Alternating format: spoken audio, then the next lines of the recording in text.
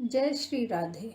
भाद्र मास की शुक्ल पक्ष की अष्टमी के दिन राधा अष्टमी का त्योहार मनाया जाता है। इस दिन श्री कृष्ण भगवान की प्रिया राधा रानी का जन्म हुआ था। राधा अष्टमी का व्रत करने से विशेष पुण्य की प्राप्ति होती है और सभी प्रकार के कष्टों से छुटकारा मिलता है। सुहागन स्त्रियां अखंड सौभाग्य की प्राप्ति के लिए राधा अष्टमी का व्रत रखकर राधा रानी से विशेष रूप से पूजा करती हैं। इस दिन पूरी श्रद्धा व भक्ति से राधा रानी की पूजा करने से श्री कृष्ण भगवान संतुष्ट होकर आशीर्वाद देते हैं और जीवन में आने वाली धन की समस्याएं भी दूर हो जाती हैं। पुराणों के अनुसार राधा रानी अपनी माँ के गर्भ से नहीं बल्कि वृषभानु जी की तपोभूमि से प्रकट हुई थी। आइए शुरू करते हैं राधा रानी के प्राकट्य की कथा। कहें राधा रानी की जय। एक बार देव ऋषि नारद ने भगवान सदाशिव के चरणों में प्रणाम करके पूछा, हे प्रभु, श्री राधा रानी देवी लक्ष्मी हैं या देवी पत्नी व महालक्ष्मी हैं या सरस्वती हैं या वह अतरंगा विद्या हैं या वैष्णवी प्रकृति हैं, वह वेद कन्या है या देव कन्या है?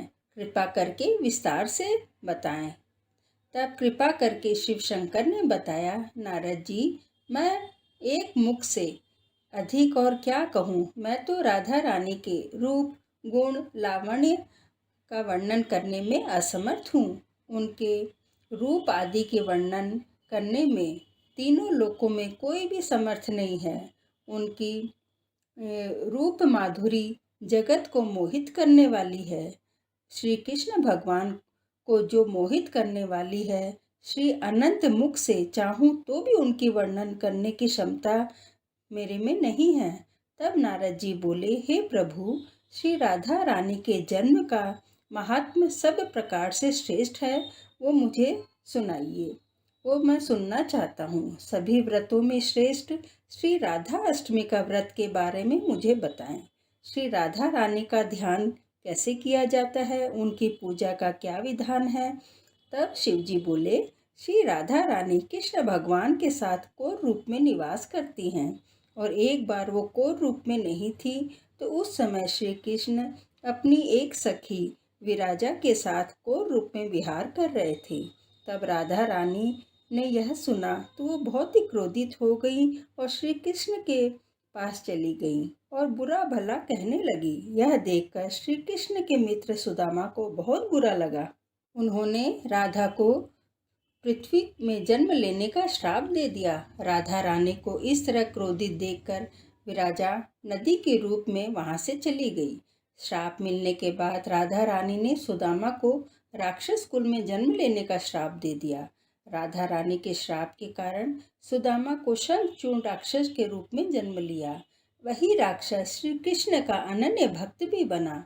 दूसरी ओर राधा रानी ने वृषभानु जी की पुत्री के रूप में धरती पर जन्म लिया, बल्कि वो देवी कीर्ति की गर्भ से नहीं जन्मी। जब सुदामा और राधा रानी ने एक दूसरे को श्राप दिया था तो कृष्ण भगवान ने राधा रानी से कहा कि आपको देवी कीर्ति और वृषभानु जी की पुत्री के रूप में रहना है। वहाँ आपका विवाह प्रयाण नामक एक वैश्य से होगा। वो मेरा ही अंशावतार होगा और पृथ्वी पर भी आप मेरी प्रिया बन के ही रहेंगी। उस रूप में हमें वियोग सहना होगा। अब आप पृथ्वी पर जन्म लेने की तैयारी करें।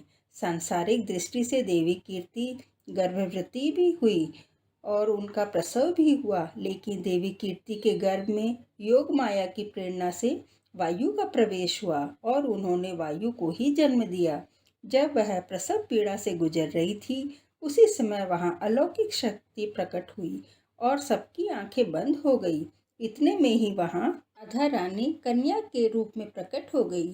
तब वृषभानु जी ने और कीर्ति ने राधा रानी का लालन पालन बड़े ही प्यार से किया। पुराणों के अनुसार राधा रानी महालक्ष्मी की अवतार थी। जब श्री कृष्ण भगवान ने द्वापर युग में जन्म लिया तब देवी लक्ष्मी भी राधा रूप में प्रकट हुई। राधा श्री कृष्ण भगवान से उम्र में बड़ी थी।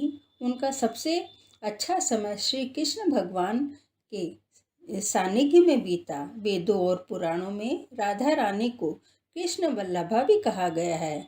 कई शास्त्रों के अनुसार राधा और कृष्ण कभी अलग थे ही नहीं, वे तो एक ही थे।